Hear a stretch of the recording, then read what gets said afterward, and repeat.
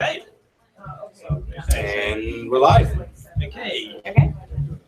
So we can go straight to the screen share if you would like. Yep, go for it. Cool. Sharing. Okay. There you go. And we're ready, as if by magic. So, first of all, thank you all for coming today. Yeah, we'll go on to that in a moment. Thanks all for coming. And we've got a sort of surprise extra Heritage and Play session today, which we were able to organise at the last minute, thanks to our colleagues from the University of Leiden and the Value Project, which some of you will be familiar with, I think, through previous conversations. But it's very exciting to see other people in the world taking an interest, or really leading the way in your case, in the use and study of video games as archaeological artifacts, I suppose, or as archaeological devices for communication. And I think we're going to have sort of a reasonable amount of time for discussion after this, if people want to stick around for discussion, because I think there are a lot of things beyond, but including World of Warcraft, that people would like to discuss with you all. There's been a sort of active following of your work. We've spoken about it quite a lot, so it's good to have you here finally. I don't know if the first one of you wants to give a bit of background to the larger project, and for you all to introduce yourselves and tell us who you are and what you do. Thank you. Thank you for having us. I guess these two people right over here are going to be the tour operators for today. My name is Angus Mol. I'm currently working at Stanford University at the Department of Anthropology there. But I used to be working at Leiden University, as are all these people right here. We're all doing the PhDs at Leiden University. And when we were all there, we 1.5 years ago now, I think, right? Yeah.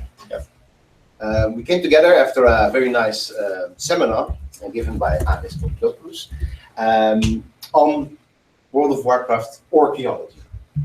And we all decided, Chilla, Aris, Kleinboom, and myself, that it would be nice to sort of, aside from our regular research duties, delve into the interface of archaeology and gaming. And we quickly found out, of course, that we were already a little bit familiar with blogs and things like that. But we quickly found out there was this whole world of researchers that was already busy with this. And we got to meet many of them during the conference that we organized last April. But we're very excited to be able to be here and meet more of you people that are interested in this, and talk a little bit more with you later. I guess that in terms of our mission is maybe very much the same as yours. So I don't really have to preach to the choir why video game and archaeology is a very good match, and why it's important to look at these things as cultural artifacts, as ways of communicating heritage and archaeology. So that we won't have to talk about too much, maybe. So I'll just let you two talk about it, because I'm also very curious what is about to take place, because I never played World of Warcraft myself. I always managed to stay away from this and actually finish my studies. And but I'm very excited to this tour that we'll be going to do together with Chilla and Aris. Okay, so the way we envision this is kind of like, think about this as a virtual sort of museum tour, in which I'm going to be your tour guide, and we're going to sort of fly past some cultural and archaeological highlights in the game. So we're not going to delve very deeply into the lore, which is incredibly complicated and complex. We can talk about that for hours. So we're really going to focus on some of the cultural aspects of the game. So the reason we chose this game is, well, on the one hand, it's been in existence for quite a while, so it's already an interesting cultural artifact in itself. And it's been studied extensively. We recently been watching the videos about the corrupted blood plague outbreak that was in WoW, studied by epidemiologists, and just the videos of that with players going like, oh, infect your pet, we can go do bioterrorism, take it to Orgrimmar, and so on. So we thought that was quite fascinating. And for us, actually, as a group, we thought it was very interesting because our roots were with Aris's talk on archaeology. For me personally, it's very nice because our sort of fifth member who isn't here today, he and I actually met playing World of Warcraft, and we're now married. So for us, it's kind of nice as well. And we decided we would start with the Horde. Yeah.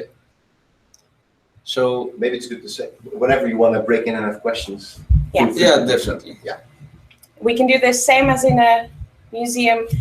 what does this thing mean? What do you feel about? Just shout out whatever you want. So because of our own roots with archaeology, we decided we're going to start our tour with Orgrimmar, which is the capital of the orcs. And we thought it would be interesting to talk about how basically the different races in the game are identified by architecture and material culture. So you can see certain architecture in the landscape or types of armor or types of weapon, and you will be like, oh, this is an orc city, or this is a undead city, or anything like that. So hopefully soon, if Edgeroom lets us, we will be in the game, and we will be in a very different city than where we were before. Okay, go ahead, Alice. So the fact of the matter is that the Warcraft universe is huge, starting already from the first Warcraft games in the 90s, and the lore going on until today. So besides the already 12 years old history of World of Warcraft, we have another 10 years of history, which has gone through video games, through books, through all sorts of analysis from people. So the history and the lore of the game is insanely big. So big that you actually probably need a year or two to figure out all the things that are going on. But in general, what we will see now is the capital city of orcs. Now, not all races have their capital cities. The basic distribution of the players in the game is between Alliance and Horde, for those who are completely unfamiliar with the game. So Alliance is humans and dwarves and elves and gnomes. And for the Horde, it's orcs and trolls and taurens and undead. And then you also have pandas, which were added later, which count for both factions. And then we have goblins for the Horde and worgen for the Alliance as well. Now, orcs are, let's say, the leaders, in a sense, of the Horde. That means that their capital city, their main city, is also the main capital city of the Horde, and a city which hasn't gone through a lot. The same goes for the race of. If you watch the recent Warcraft movie, or if you haven't, you should. The race of humans, you mean, I think. What? You said the same counts also for the race of orcs. Humans. You mean yeah. humans, right? So in that movie, it tells a lot about the origins of the orcs and about the origins of the humans and how the orcs went to Azeroth basically as fugitives or as refugees, and they were not kindly welcome, at least not by everybody, which has led to different approaches, let's say, of the orcs towards the other factions and the other races of Azeroth. So if we look at the orc sort of cultural style, you can tell by the city, it's very sort of rugged. It looks quite temporary in some ways. So it doesn't look like a very beautiful city, I guess, for our perspective. And it matches a lot to, here is one of the orcs guards right here. It matches a lot. You can see the same stylistic elements in basically the armor that they wear. So it's a lot of red and black colors. It's a very predominantly red colored city. And you can tell like these tusks that they have a lot of spikes as well on their armor and on all the buildings as well. Yeah, which is very different from the style of, say, the character I am, which is a blood elf.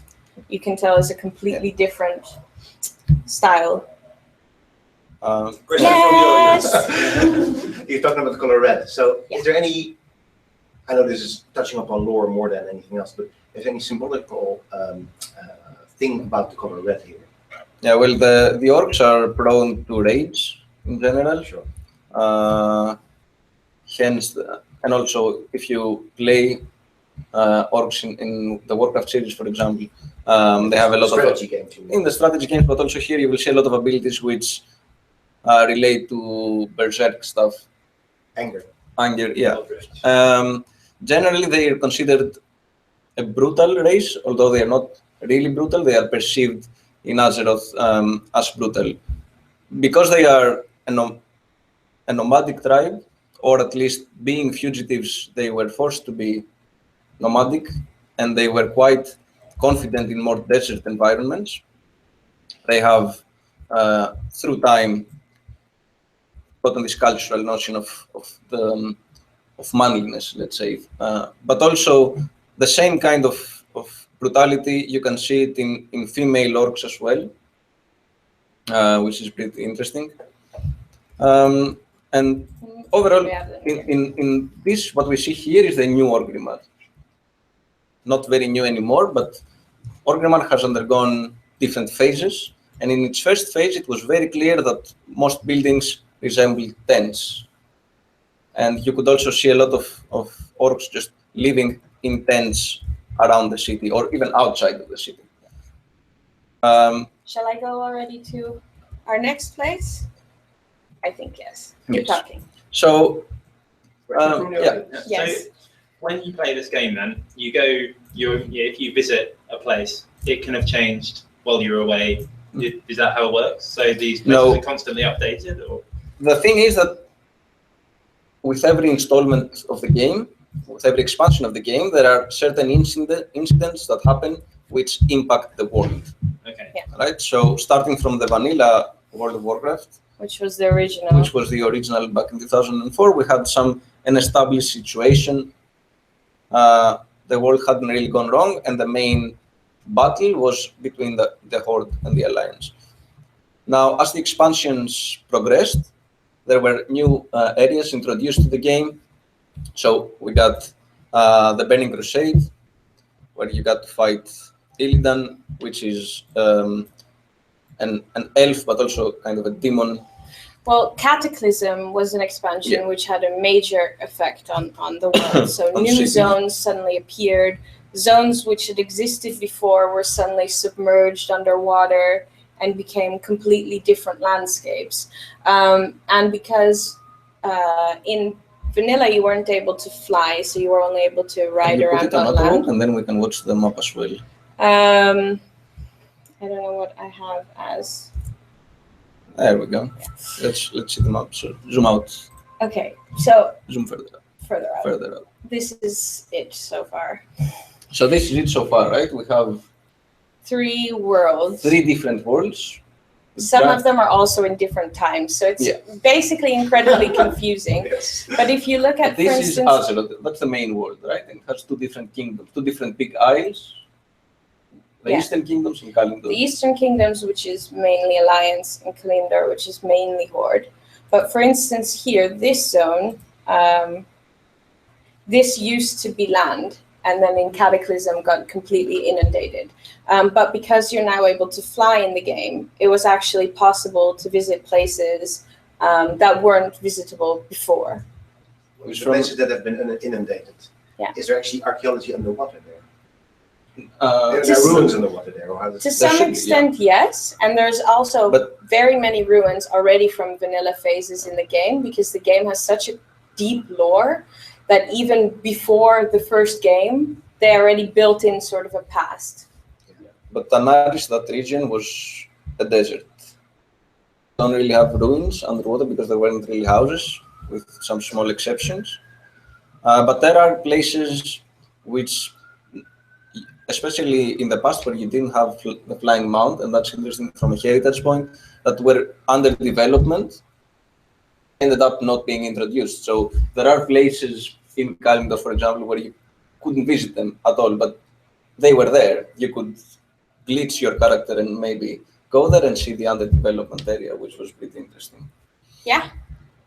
I wanted to apologize ahead of time in case my baby starts crying, but I was just wondering how geologically coherent is World of Warcraft. I mean, I see there's lots of mountains and there's stripes and things that seem to imply sort of stratigraphy.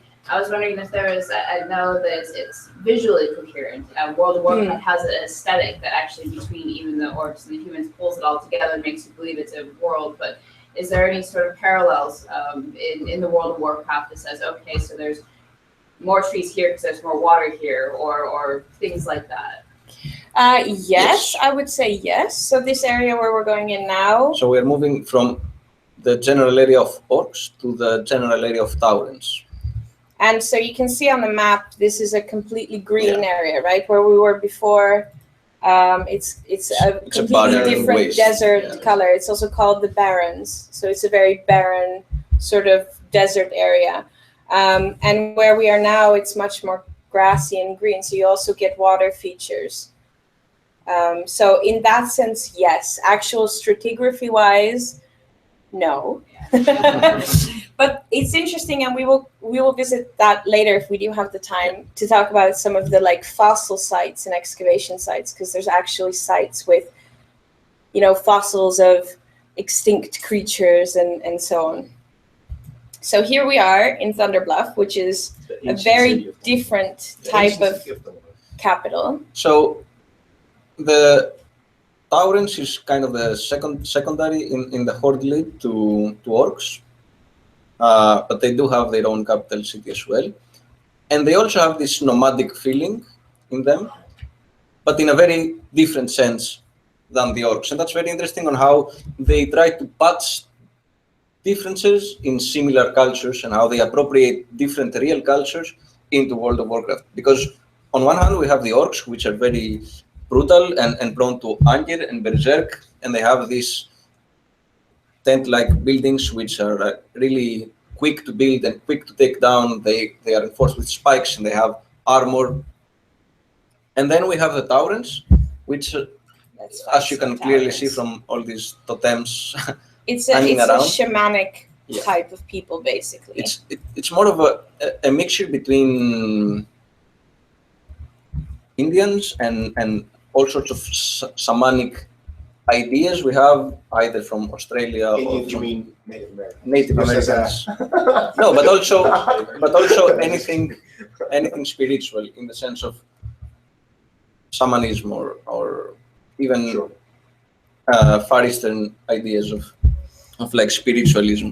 But mainly you see totems, and then their armor is not as heavy as the orc armor, and generally they are more friendly people.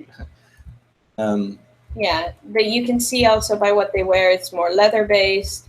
The material culture they have around here is of completely different types of materials than what we saw in Orgrimmar. And what we thought was interesting when we were talking about this little tour is how immediately in one overview you can tell this is the city of a completely different culture.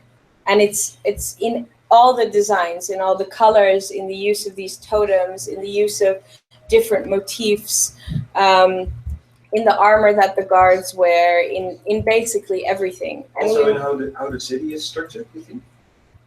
Yes, actually in Legion there's a different kind of capital, and that is built around an enormous drum.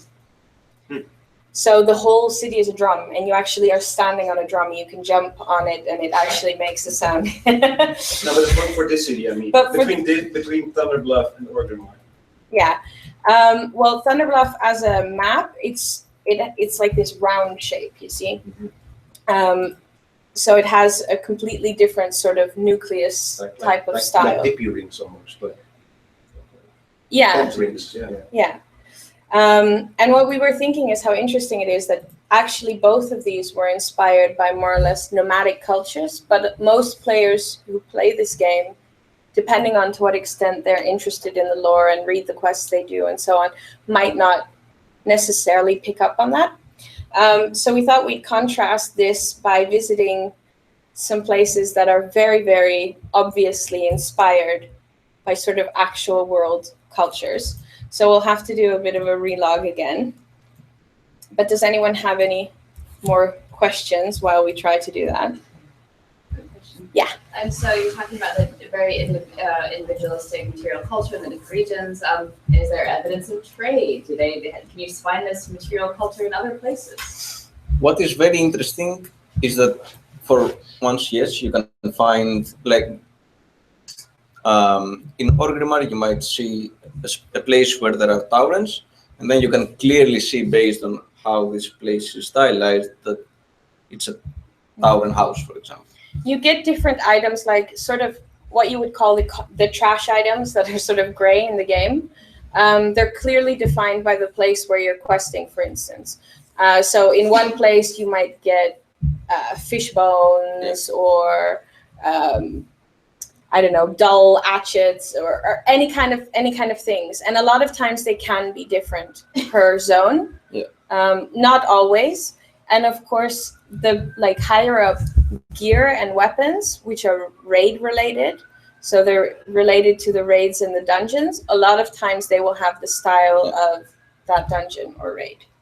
But also what is interesting is that sometimes you get the same race. So whether you're like Horde or you're Alliance, you kind of always playing the good guys in the sense that you're playing yourself. So you won't approach it as you're the complete bad guy of the game. But then you can encounter enemies of the same race. So we're going to jump into the sky, and just warning you. This is important background knowledge, because where we're going to, this is new in the latest expansion, is a place called Skyhold. And it's basically Valhalla. And specifically for the class of warriors, this is their new sort of class location. And they hang out in Valhalla, which we will show you, which is a very different thing, but you can clearly see everything about it is sort of Viking. This is a perfect moment. I had a question. Yeah. So this is related to fantasy more generally as a genre, and how it sort of manifests itself here. So I think Tolkien has been criticised quite a lot for being Orientalist, sort of quite dismissive of especially Middle Eastern culture. Mm-hmm. And I think it's quite interesting, as you said, how real world cultural themes manifest themselves in here. Yeah. And I was wondering, not necessarily now, but as you go around, whether you have any thoughts about, especially maybe in Valhalla, the representation of different. Yeah, that's exactly what we things. wanted to do. So let's have a look, where this is sort of supposed to be extremely majestic, right? So this is kind of this hallway lined with all these statues. you got this bridge leading to the. And Valhalla way at the as well. end, we have our friend Odin, who we will say hi to. So this is also the Great Mead Hall. You can imagine this is the feasting hall. He has a lava beard. Of course. There's one. Obviously. And basically all around here are these sort of Viking type people. You can see in size how huge they are really compared to me. And they're just here for all eternity feasting. And Not a bad place to be. No. To be fair. there's a whole questing area as well, but this is sort of like the ultimate place. And for warriors, this is their sort of your home haven. So you come here whenever you need to launch new major quests and so on. And then you have to chat with Odin. Have these characters have a kind of background? My The character, Vikings or every kind of everyone has a huge background story. Okay. So, for instance, they're called Valarjar or whatever. Yeah, which makes no sense to me personally, but they have this whole area here called Stormheim. This whole area is their area in this expansion. And they have major quest lines that go through here. So as a character, you also have to play through all of these and go through dungeons, and you have to basically collect major pieces of armor to prove your worth to Odin. That's overall very simplified the goal. And from the map, you can see that all the names kind of resemble, or even are direct references to several things, or at least resemble Nordic mythology. And that's the general consensus, it seems, on how they develop stuff, as long as either it feels kind of authentic or there is a small reference, and there are a lot of references, then it's fine. And you can find that this is a very good example because it's kind of obvious, right? But there are other obvious things that maybe they are too subtle, like the trolls, for example, since we were before on the Horde. They have this kind of Jamaican feeling in them, kind of They Yes, have it- faux Jamaican accents Yeah, they to have full, begin with. yeah. But they're also a lot about music, and they're also about the drumming, Yeah, and also. I mean, it essentializes a lot of cultures in many different ways. There was a whole expansion called Mists of Pandaria, which obviously everyone just called Pandaland, in which they created a new race of Pandaren, which were just pandas. And it was because obviously World of Warcraft is incredibly popular in Asia as well. And it was something that had been requested for several expansions to do something Asian. We thought about including it today, but we weren't sure if we'd have the time. But basically, Pandaria is an entire zone that's just Asian fusion. And so it's a mix of Chinese, Japanese, we have cherry blossoms, and it's Kung Fu. Kung Fu Kind of pandas that everything. somehow brew beer. It's like this very strange combination of all sorts of things. Yeah, it makes So you cry a little bit too, actually. yeah, kind of. So if we have time, we can go there. But we thought Just we'd a quick question about here. So Mhm. this is a realm of warriors. That's sort Yeah. of interspecies. This means you can meet humans here, you Yeah. can meet orcs Yeah. here, you can meet. So it's yeah. a neutral zone. One of the things that have happened during the years of the game is that there are a lot more Let's neutral areas, and a lot more neutral areas where both Horde and Alliance can coexist without fighting.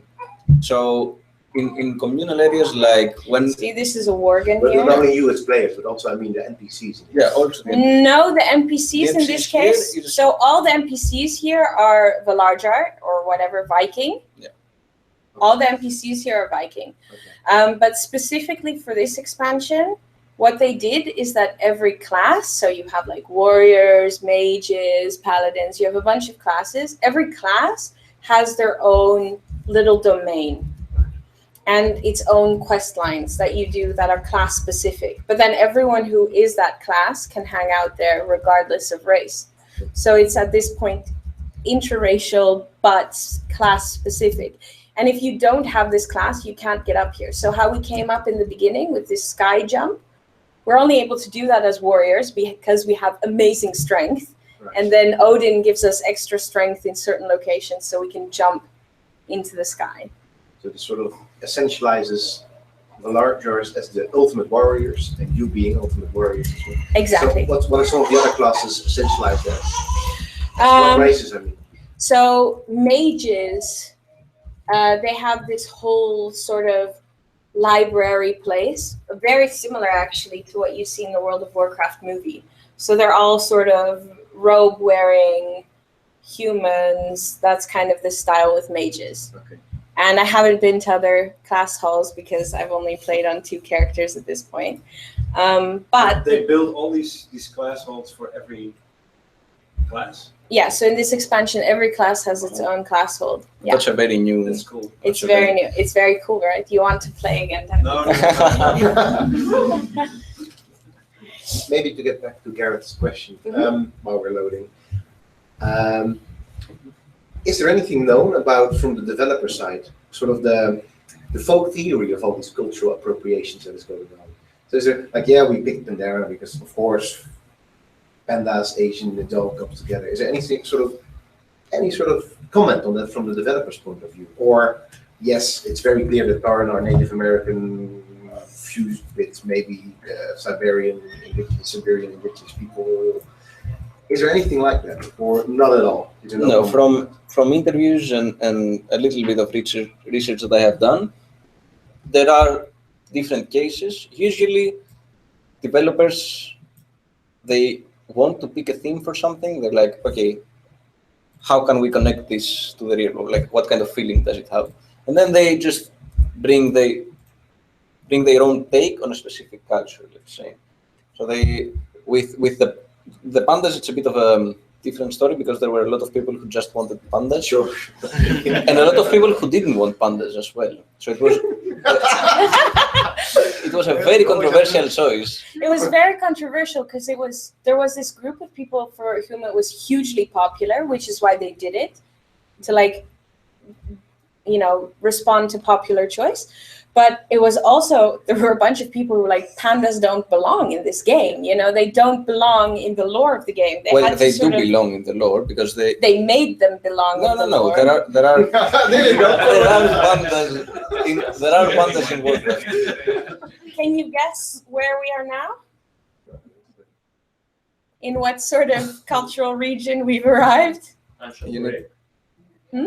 Ancient Greek. Close enough. Oh, Egypt. Yeah. Yes, we are in Egypt because, of course, we must have our pyramids. So we're going to Yeah. visit some pyramids now. So we'll see the whole world of Warcraft in an hour. But I will say that there were pandas in Warcraft 3. Okay. Okay. So there is that. But generally, So we've Uldum, come from Oasis, just so you know, into the desert. this is Uldum, and this is not the first time that we have desert in World of Warcraft.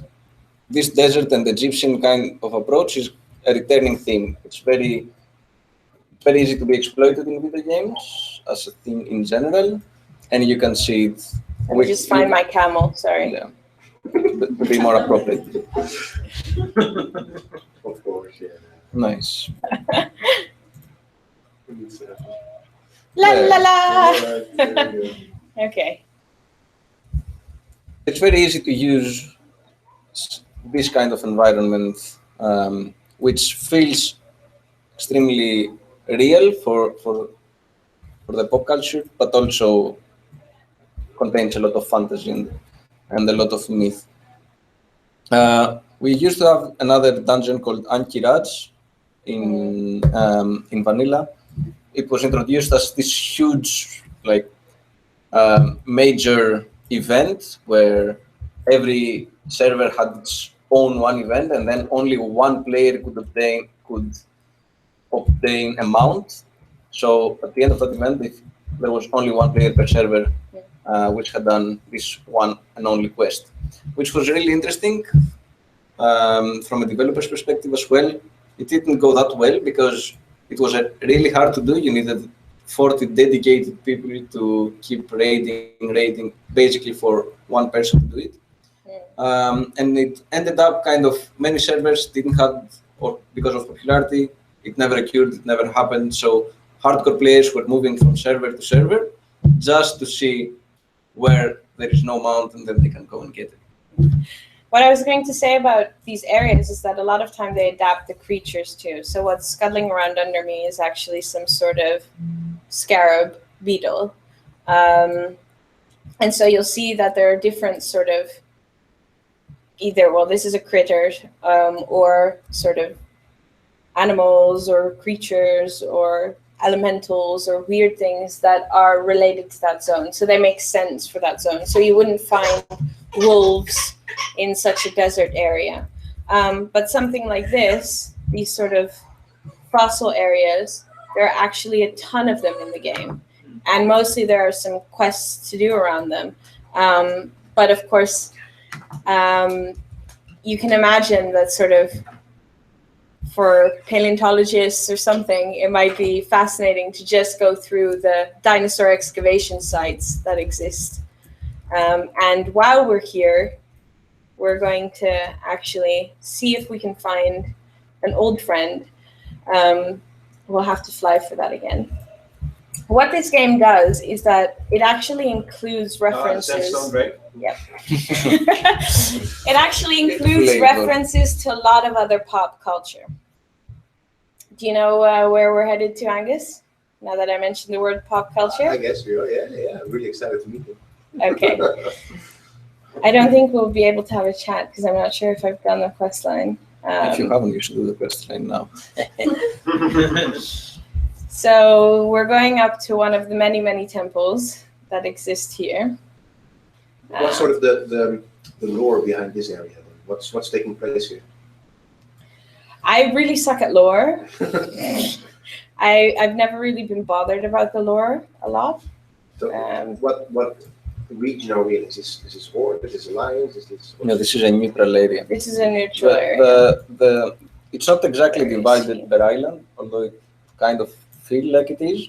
But you have in the Eastern Kingdoms, where you have 2 alliance capitals, you have 1 horde capital, and vice versa on Kalimdor. Sorry, we're just going to fly over this excavation site. You can clearly see that some good archaeological work is happening in this little tent. And down here, I'm looking for a specific person who was up there last time. Maybe he has moved, and else I will check the oasis. Because,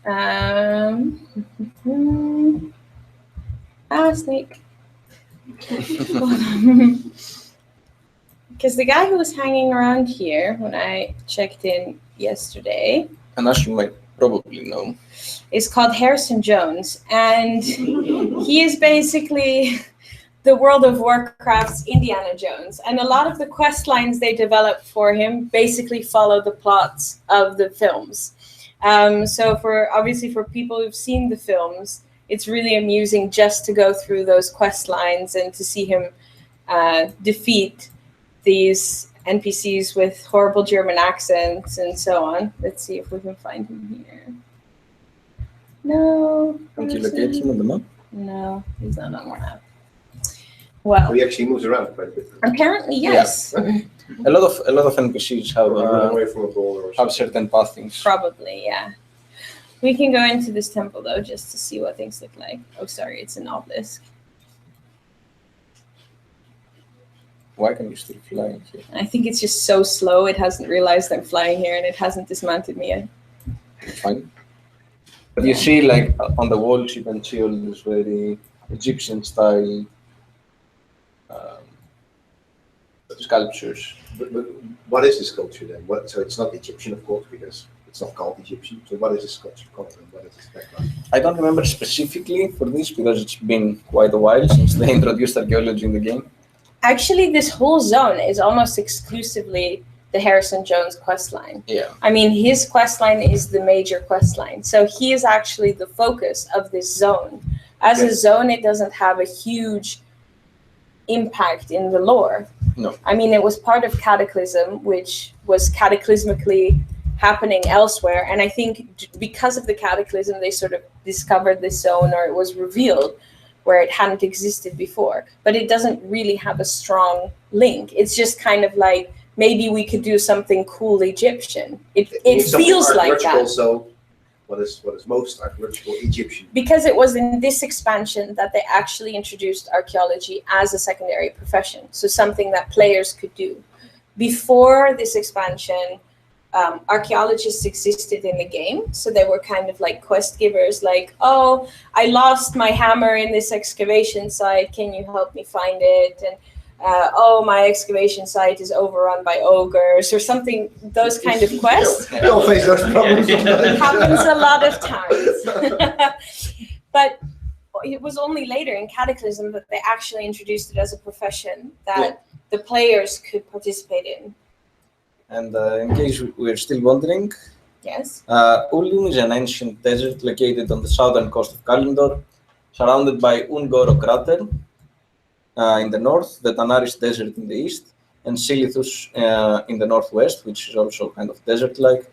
It is the homeland of stone-cut people called Tolvir, and is rich with Titan lore. Somewhere in Uldum is a pyramid known as the Halls of Origination, and it's a place where Deathwing has sent some of his followers to locate a weapon of mass destruction, hence the quest line with Harrison Jones to avoid finding this this weapon. But overall, it has this Egyptian feeling in the sense that it's a place where it has been covered now by sand. It used to have this huge and magnificent civilization, and now it's covered and people are trying to unearth its secret. So it perfectly fits the stereotypical Here we can see Egypt. drones that are stealing Yeah. crates full of artifacts, Archaeological probably. Hey, we haven't thought of that yet. That's And the reason why normally Harrison hangs out here is because this is his, the Schnotz is obviously the evil German guy, his air balloon with which he is stealing these antiquities. So normally Harrison hangs out here. So So Harrison doesn't steal antiquities then, but Of course not. Snots does. Okay. Indeed. So although this crate is a looks goblin, very or what is he? suspicious, I think he is indeed a goblin, because those are the most evil Mhm. and annoying. And so yeah, this is his Is he in a different Infantry. phase then or something? maybe. Yeah. It could be phased. So actually we'll switch over to another character so that we can actually do some archaeology. Does that sound cool? But if someone wants to really delve deep into the lore, like now we kind of just saw that area, scratched the top of this area. If you are really interested in what's going on and try to read all the quest lines and try to get the idea, it's also the past of this place is connected to a more general past of World of Warcraft, which is tied with gods or with titans or with ancient gods. And then all these histories or these mythologies from time to time kind of erupt into a new expansion or into a new raid. So if you try to follow all the areas, then you can clearly see why they choose specific areas to introduce raids, for example, or gods, or why a place might have a kind of empty space for now, because it's very clear that its connection with the past will mean that in the future there will be a dungeon or an expansion based on that, or a raid based on that. And that's very nice, because you can also kind of try to predict the developers. I'm just going to Aladdin for a little, Sure. and then we can. You can try to predict what's coming up next based on the history of the game, and based on both the history of the development, but also the lore itself. Try to see, oh, we haven't seen that yet, or we have leads to these ancient gods, but we haven't seen them ever in the game. So are they going to bring them up? And then it's also interesting how people interact with these lores in forums and on Reddit, and how they discuss ideas about what these things might be or might not be, and how they can be introduced into the game or not. And of course, developers draw a lot of ideas based on the player base and what the player base wants. So in essence, it's World of Warcraft is a very persistent game, and the future state of it will be dependent on its past in very Yes. detailed ways. But that's Every why it's time also there's sort of successful. speculation, will this be the last WoW expansion, yes or no? But We're now on the 6th expansion. let's see. 11 years in, right? We had Burning Crusade, Burning Crusade, Wrath of the Lich King, Yeah. Cataclysm, Mists of Pandaria, Warlords of Draenor, and then now we're on Legion. Now, of course, it's interesting that sort of a side note that you can't really get back to all these previous phases of the game, right? I mean, we were talking about vanilla World of Warcraft a lot. There are stages of the game where you cannot possibly, unless you're hijacking a different server, like a vanilla server. That's the problem, because actually a lot of people want to play how you could play the game in vanilla. For instance, the game, people complain that it's become more hand-holding, so it's more and more easy to play. Like you need less skill to sort of get through the game, and people are missing the challenge that used to exist. So they want to play on vanilla servers, but actually that's illegal. Yeah. So you're not allowed to play on a server where the game exists only in its original state. And they recently shut down a major one where there was a lot of discussion over it. Are they planning to do it themselves? Is that why they're not allowing people to do it, and so on? But it doesn't seem like they have any interest really in letting people play the original game. There are also people who have some sort of that long back not only for play styles, melancholy for also for places. So I want to visit the Orgrimmar of You mean nostalgia? Yeah, nostalgia. there is definitely some sort of. That's why these servers, Because it's Exist and impossible. play. to And get back there. especially It's for impossible. people who have played since vanilla, I mean, like me, we're like the very annoying people who are always talking about how things used to be better in vanilla, or harder in vanilla, or more challenging, or It like, was harder. everything is so easy now, blah, blah, blah. Okay, so here we are. We're ready to excavate. What we've seen on the map So on the main map, you see these little shovel signs, so you know this is a dig site. And then it's a big round. So there's no way you miss a dig site. So it already starts with the fact that it's very easy to find where you're going to excavate. And then it's essentially a game of hot or cold. So what you do is you press your survey, you get this little survey, and it has a red light. So that means that it's relatively far away. So you head in the direction that it points. And then after a while, you're like, well, maybe I'll try again. We're going to see if we can ignore all these creatures and the fighting around us, because we're just interested in doing some archaeology.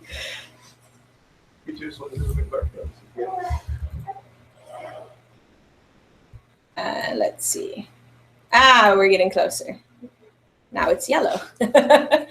See how much skill this takes? Sure. I think somebody here must be following the Twitter feed because Andrew Reinhardt has asked who has ownership of the lore. Is it Liz? Is it the player community? Is it the races? And it's part of a longer conversation going on the Twitter feed. Yeah. In terms of copyright, it's obviously Blizzard. In terms of appropriation, you can clearly see that the fan base is heavily impacting the decisions of the developers.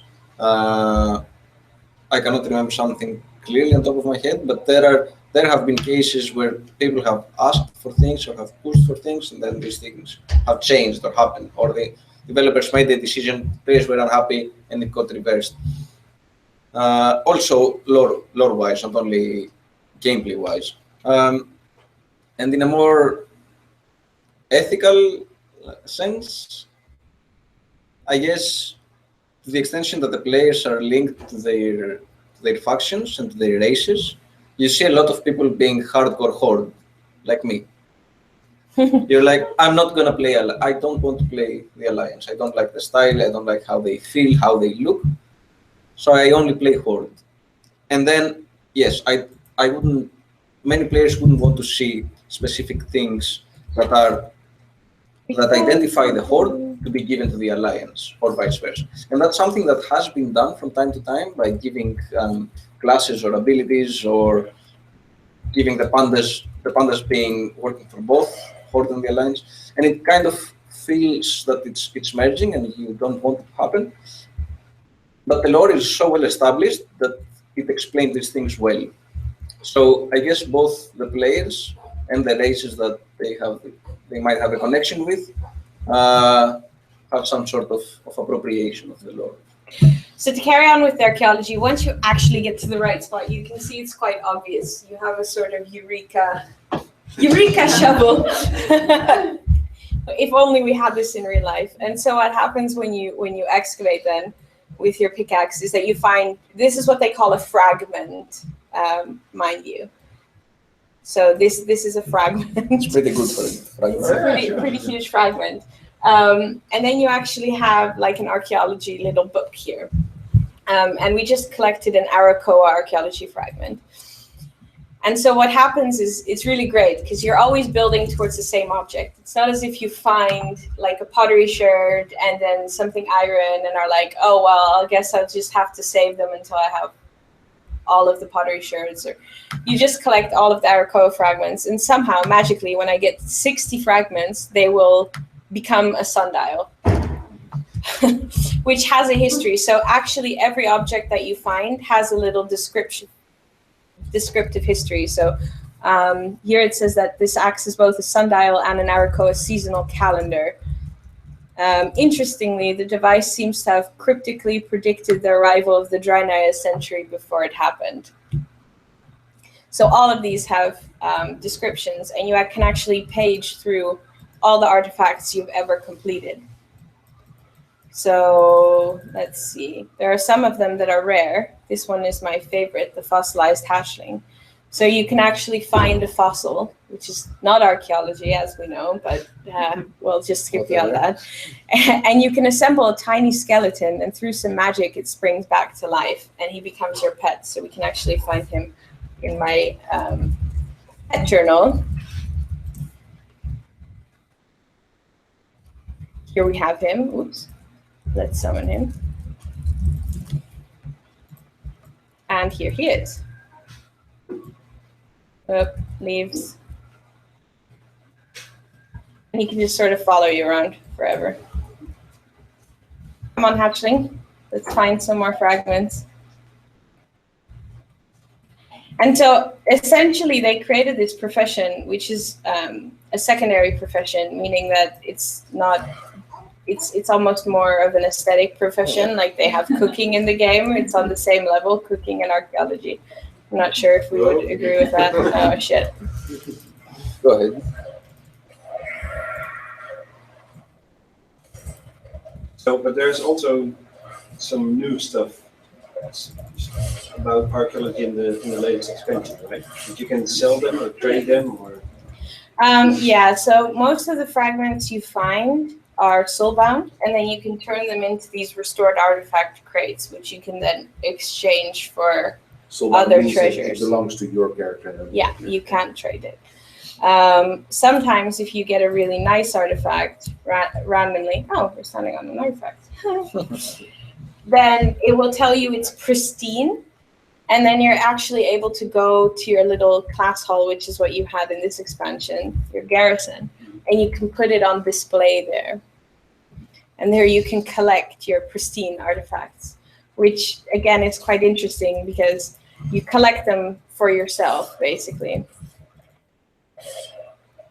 Instead of, that you can share them or give them to anyone or donate them to the capital. No, you just put them in your own little garrison. In your personal private museum, yeah. So hopefully we can complete this dig site and make an Araco artifact. That would be really great. So we can actually make the sundial. As you can see, it's a pretty boring thing to do. It's kind of grindy. That's why it was not really a success among the players. Of course, we would never call archaeology boring. Or grindy. In that sense, it's very realistic, right? You just walk and collect, as you do in a survey. As a survey, yeah. You just walk and collect, and you have to be persistent. Let's see, 47. We need 30 more.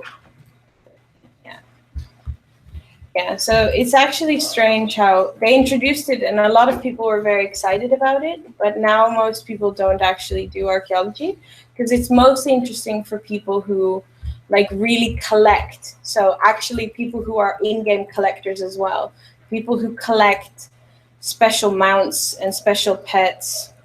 Oh my god. No, but it's also collecting.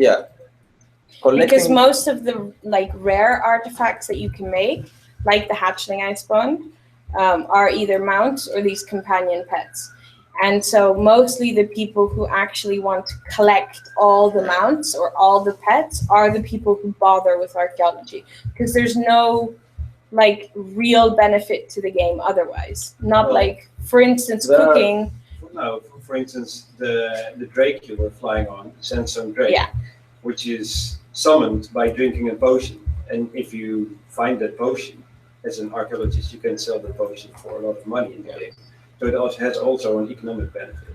Yeah, but in most cases, it's not for instance, cooking. You can use in dungeons and raids to increase your stats, for instance, right? You get more powerful, which is a very immediate benefit, while...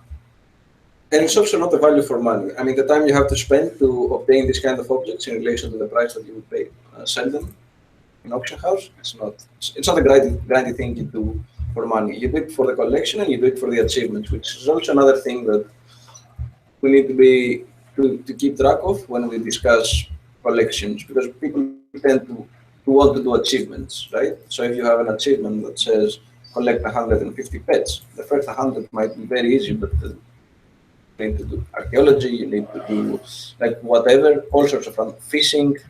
So interrupt for a second. We're 2 o'clock now, so if people have to go, feel free to go. We can carry on for another 10 15 minutes. Yeah, we're more or less done. But if anyone needs to nip out, if they've got other meetings and things, then feel free to duck out. Don't feel that you have to stay.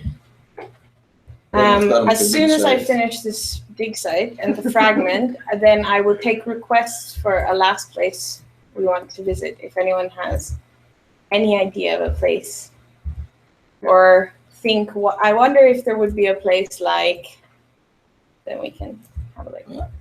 Missed it. The last artifact is always hard to find. There we go. It's always the last day though that you find the best Always the things. last editing. So we There we completed go. the dig site, and we have all the fragments we need. So we just solve this, and we have a sundial. And most likely it's going to be, so it's not a really good artifact. It's already been logged in my journal, so I can carefully crate it, and it will just become one of these crates. And that's sort of it. So most of the time, it's a very unspectacular profession, really. So does anyone have a request for a place to visit? You should show us your favourite place then, if no one else has got any. Let's go Should to we visit? Pandaria. You want to visit Pandaria? Oh, the controversial. Pandaria, Pandaland. Let's see. We'll go back to Stormwind. One of the very interesting things from a kind of developer's point of view, but also eventually from players, if you get to realize, is that you can go to every area and try to identify the components that this area is built on, because every area has a narrative component, like a story component, where you can see how it's tied with the lore, and there are absolutely no areas that are completely disconnected. Even if it feels disconnected, it's probably because you might have missed something from the lore. So it has a narrative component, but it also has to have a combat component, in the sense that you visit most areas to level up. So the story has to make sense in a progression manner, where you are level 30 to 32, these quests fit you, but they have to make sense and how you move to the next place of this specific area. So you have a narrative component to try to see and identify an area. You have a combat component to see how you need to approach it, what kind of different things there are. You have an environment component, how it feels, like the aesthetics of the area. And in Pandaria specifically, combat mattered. So there were whole zones that you start out and things are set on fire and there's major problems, and then you have to help this one guy with his farm to set out the fires, or to fight back the vermin, or like all these sorts of things. And you can actually see, which I can't show now because I've already done all of those things, but you can see that the land changes. So at some point, things are no longer on fire, and there are no longer like gigantic vermin, rabbits running around destroying the crops, and so on. And you actually, in this case, you get your own farm where you can grow your own crops. And I guess in essence, right? I mean, it's very important that for players to be engaged within the world of Warcraft, it needs to be a believable space, and for that, material culture and the past of this material culture is hugely important, right? Yeah, and I guess the thing that we don't know is how this sort of came to be from a developer's point of view, right? Sort of the history of it, sort of the not randomly, I'm sure, from anyone. No. Right? But so that's interesting, and as well, something I don't think we've got quite a handle on is how this, in fact, impacts sort of the perception of heritage in the actual world, right? Outside of Pandaria. And, so here we are. Egypt and places like that. Here we are in the cherry blossom part of Pandaria. Over there was the invasion, so you can see horde ships, and they've sort of invaded this southern point here. So you can see there, you can immediately recognize this is Orc, right? From where we've been in Orgrimmar.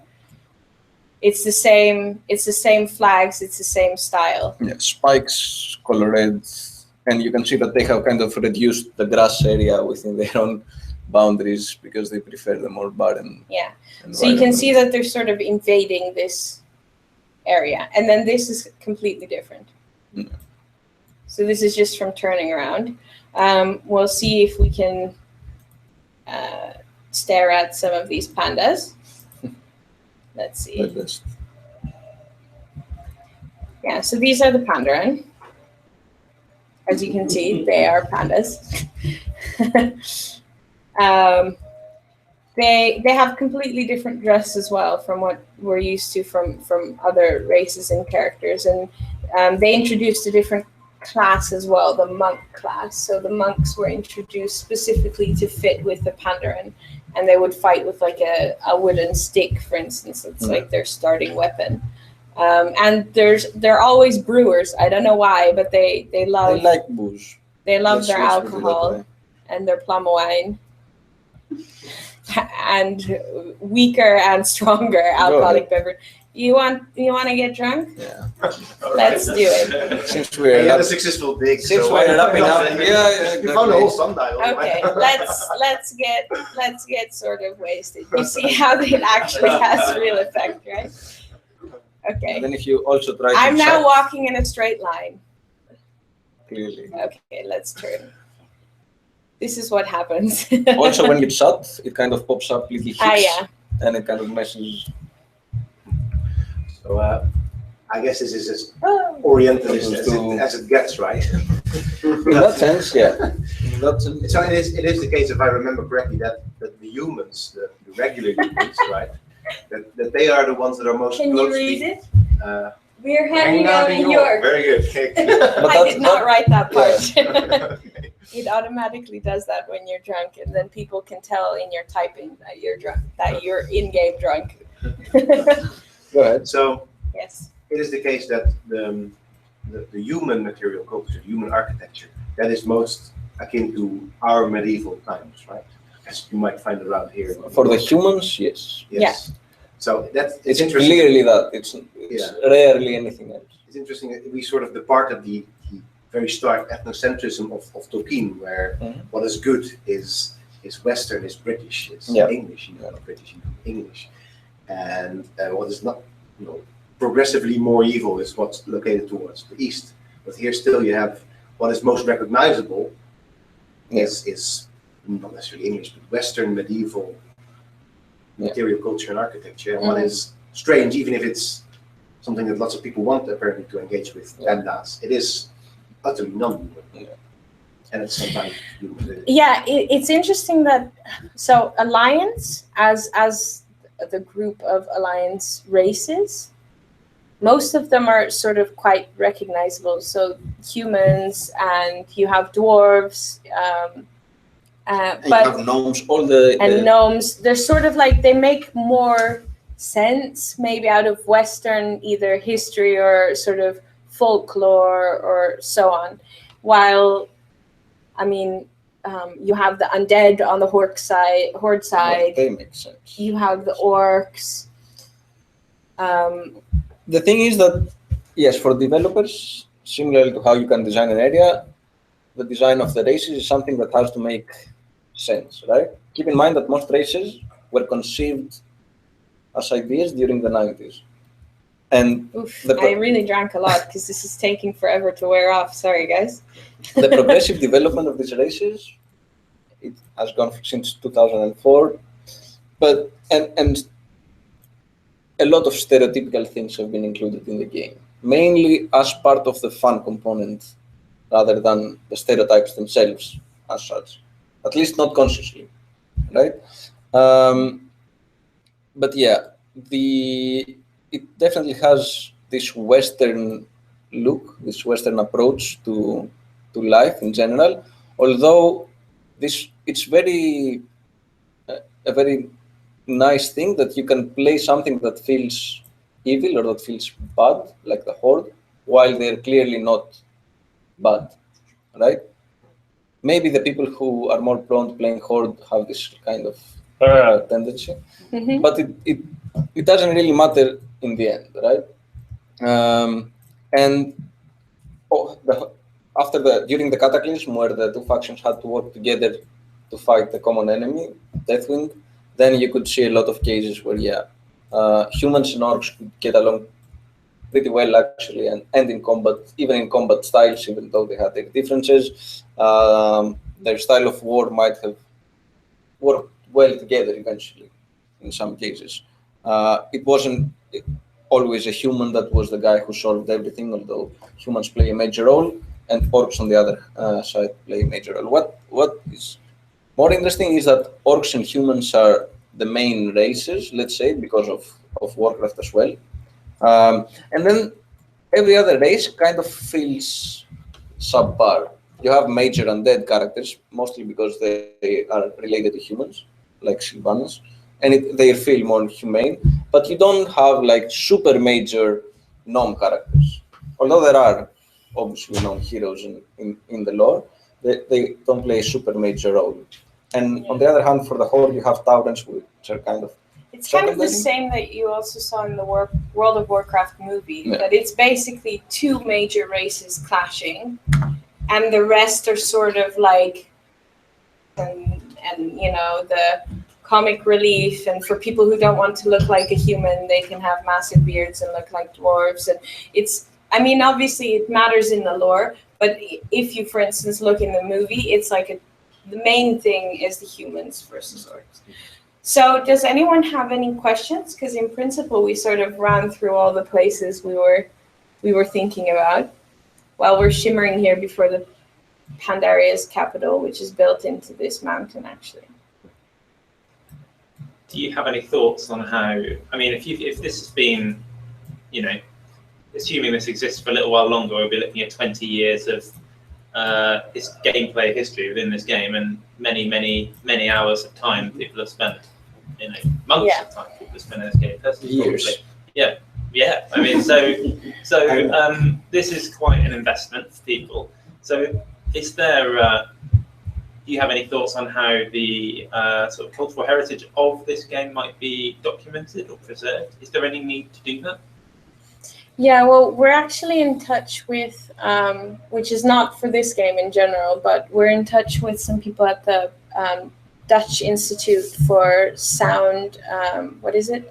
Sound and Media. Sound and vision. Sound and Vision. And they're actually trying to collect Dutch game culture.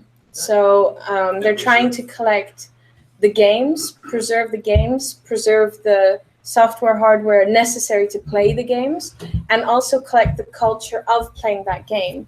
So how do people actually play that game? So they're collecting like let's play videos and forum posts and all kinds of things. So they're doing this specifically for Dutch games at the moment because it's a Dutch institute, but it would be fascinating to do something like that for a game like World of Warcraft, which is indeed so extensive. I mean, at its height, it had, what did I put in the document? I'm sure also quite tough. 12. No, At some point you have to 14.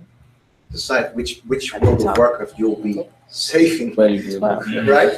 I mean, Exactly. is it going to be the vanilla world, or is it going to be every slice of it? Exactly, because also in major patches, not even just expansions, the game changes. And as you quest through it, the game changes. So the game is constantly different. And depending also on the server you're at, whether it's like a low population or high population, it matters for the game. And then, of course, there's the whole actual role-playing element. So there are some servers that are so dedicated to role-playing that, for instance, you have to have a name. Like, you can't name your character.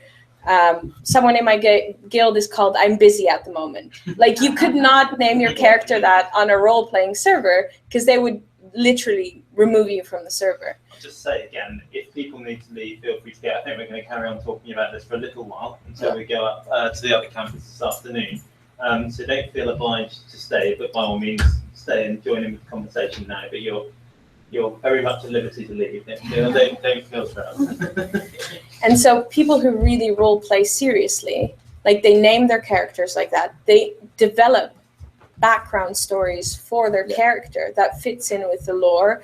For instance, they can only walk around. They don't run. They don't fly. They just walk. They have to talk to other characters in character, and it becomes a whole different game. They're not there to level or to quest. They can be level 1 for forever. It doesn't matter because they're there for a completely different purpose. But all of these things are so fascinating. I mean, at its height in Kada, it was 12 million people who were subscribed on a monthly basis, which is a huge population. And even now, when it's sort of become less popular, it's still 5.5 million. And you can just imagine the data. Do you know whether the game analytics data is available? Is it? We've really been trying to get in touch with them to get certain data. Angus is specifically interested in data on sort of the material culture Trade. and trade.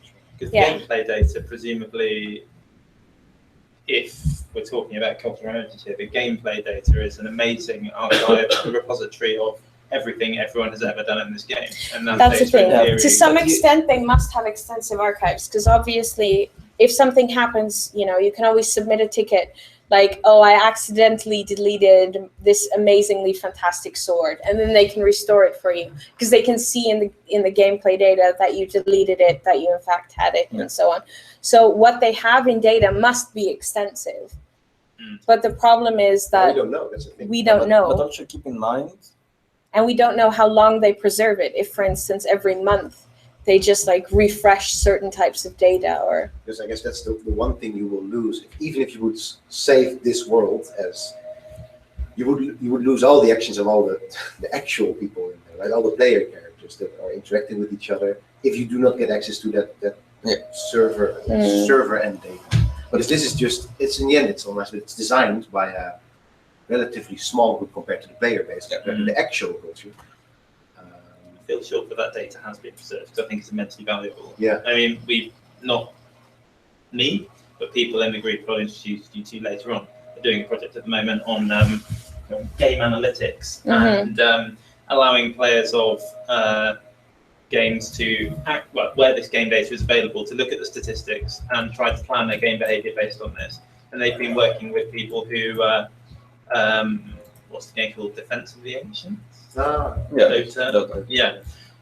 They've been working with them and taking all of the data from that and then producing interfaces that allow people to assess the most likely outcomes of given situations, plan their activity, or act as spectators, and it's all tied into this sort of esports movement. But it's interesting to consider whether there's a cultural heritage dimension to this, which had never occurred to me before, I have to admit. So that's a really interesting question. You also have to keep in mind that some of these aspects are a matter of developers' approach to that heritage, which means that maybe it's difficult to preserve all these things, and that could be a reason, but maybe it's a conscious choice that this game has a history and you cannot go back in history. You cannot change history. So if Orgrimmar has changed because of the Orgrimmar siege, for example, this is it and it has been done, and you shouldn't be able to go back. You might be able to figure out or find an old map of Orgrimmar and see how it was, find pictures, find screenshots, videos, and whatever, archives. But in principle, you shouldn't be able to do it because it wouldn't make sense to do it. And it wouldn't make sense for the developers as such to say, well, you can buy the game, the vanilla WoW, and play it as exactly as it was, because the world has changed. Even if you buy the vanilla WoW and don't buy any expansions, it's still Orgrimmar is different than it was in 2000. So there's a strong belief on the part of Blizzard then in the narrative integrity. Yeah. I think that's quite interesting because I don't know whether the contrast here is between us perceiving this as a world in which we can exercise our agency as people, and we see it as sort of an open public space, and they're saying, actually, no, it's not public space, this is a narrative, unlike a book or a film where we control everything and you're free to interact with it. But it's not only a matter of control, but it's also because some things they cannot control. They cannot control the actions of the players,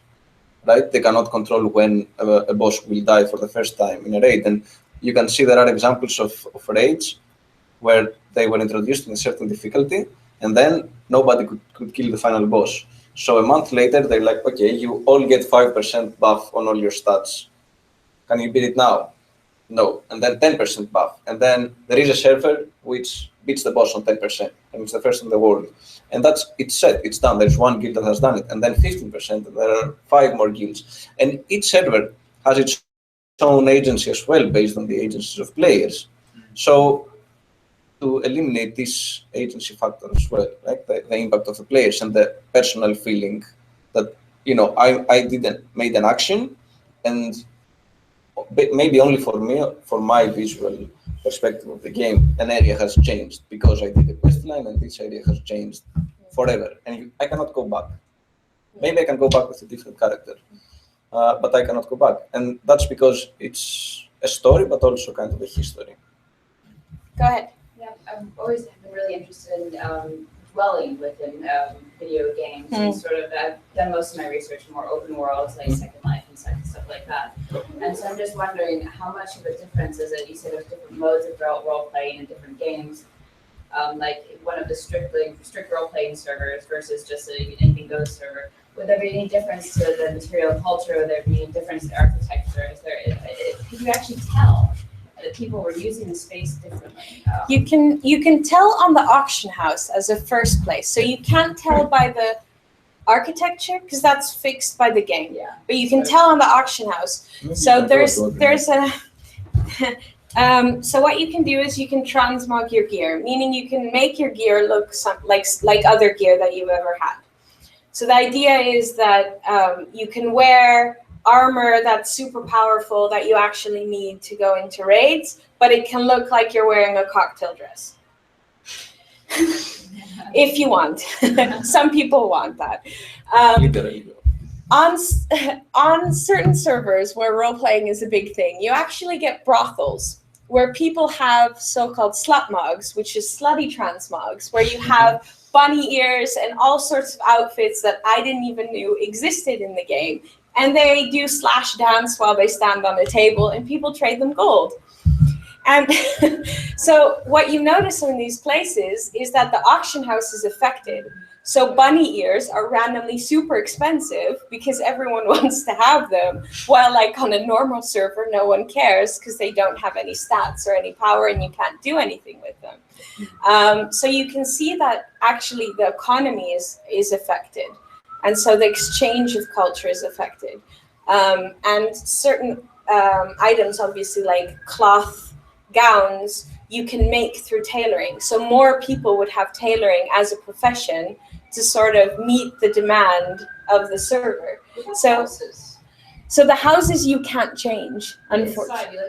You mentioned that you're able to curate, you have interiors. Artifacts. Only in the garrison, which is only in one expansion, you can put down these artifacts, but you can only put them on tables. In any other place, you can't change the inside of any sort of building. So all the structures are set. So that might be like the only place, the only location really, besides the auction house, the garrison, where you could find somewhat individual expressions besides obviously through the player characters' avatars. Yeah. I'd say the avatar is probably the most sort of individualistic. So even now when I've been switching through my 3 characters, you can see, obviously I was on Horde, so that's also a different race. All of them were different classes, so you sort of have class appropriate weapons to begin with and outfits to match those. That every character had different mounts. Now your mounts are cross-character, but even now my standard mounts are somehow set differently on each character, somehow because I apparently at one point thought that would fit better. This one that I'm flying on, the magic carpet, I can only use on this character because this character is a tailor. So I made this carpet and now I can fly on it, but I can't fly it with my other characters because they don't have the skill. So with these sorts of things, you personalize yourself. And especially with mounts, which are very visible and transmog sets. So if you have a full set of armor that's from a very high end raid, it's like something that people will recognize when you wear it and be like, whoa, you did that raid, because obviously you couldn't have that set otherwise. Same with some of the rarer mounts. People can be like, oh, you did archaeology for 800 million hours and now you have that mount, that's super cool. Or you bought it on the auction house. So the true assemblage might just be actually taking a screenshot or something of a location and identifying the avatars within it, and then the material culture that is present within those avatars. And yeah. So that might be the only really sense of community or dwelling that you could possibly get is making it into remediating into a different kind of media, and then capturing it that way. And then that would be almost, you could do temporal stratigraphy of the place. So, right. Okay, these people are here at this time, these people are here at this time, these people are here at this time. They have these kinds of armor and things. I'm not sure exactly what conclusions you Yeah. can come up with that, except for that this is a place Yeah, in you World can- of Warcraft where people do this. And it's interesting because there's all kinds of, like, you even have seasonal outfits. And the game does events based on different holidays. So there's Halloween events that happen in 2 weeks around Halloween, where you can also get like outfits that are for Halloween. I'm pretty sure I can run around. Let's see if I have it on this character in my Christmas outfit. Do I have it here? Yes. The green winter clothes, because I obviously made them as a tailor. Let's see. Whoop. Oh wait, because there we go. It was just super slow. And now it looks weird because I'm still wearing my my boots and my gloves and whatever kind of weird headscarf I have. But so they make weird costumes related to different events. And different events are also tied to different factions in the game and so on. So you can do like Halloween quests that are only available then. You can get achievements for them and so on. You get the seasonal achievements per year, and then you can showcase an achievement, say Halloween 2015, Halloween 2016, and whatever. Yeah.